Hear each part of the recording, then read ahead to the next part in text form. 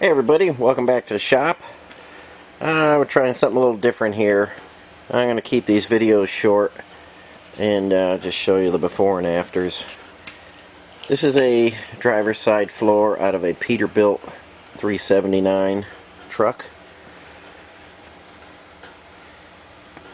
And you can see the battery acid where the battery cables come through really ate this one up. Really corroded through there. This is a very high-end restoration the guy's doing on this truck, and he wanted new floors, and I just went around and carefully made a lot of measurements, figured out the hole sizes and stuff like that.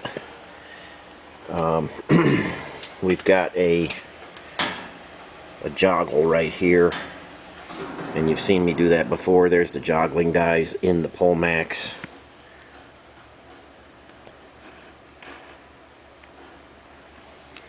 So that's the panel. And I flattened it out, the bends and stuff, to get a good layout. Here is the new panel. I think you can see that okay. This is 5052 aluminum, 100 thousandths thick. There's the joggle I put in, and there's the floor with every hole that he needs in there. Okay, same thing. Here's the passenger side. It was pretty beat up. It's got these big beads in it. Here is my version of that.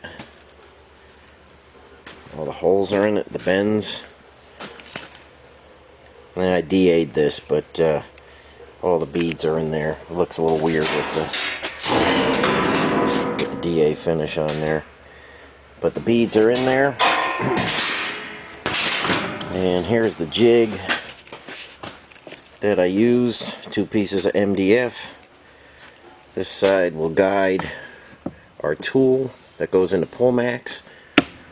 And the bottom is a little bit wider.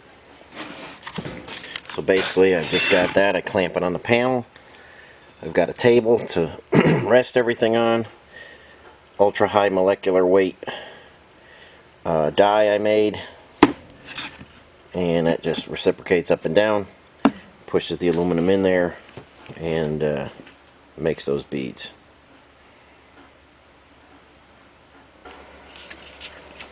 Okay, here's a look at the bend.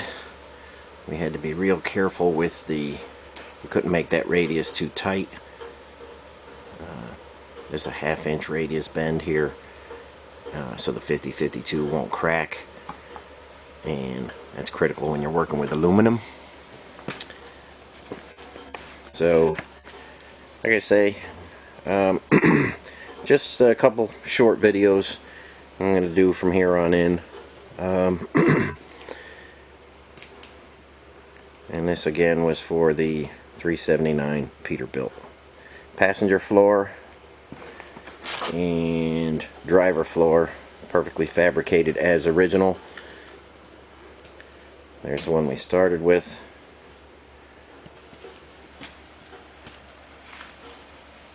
And there's the other one we started with.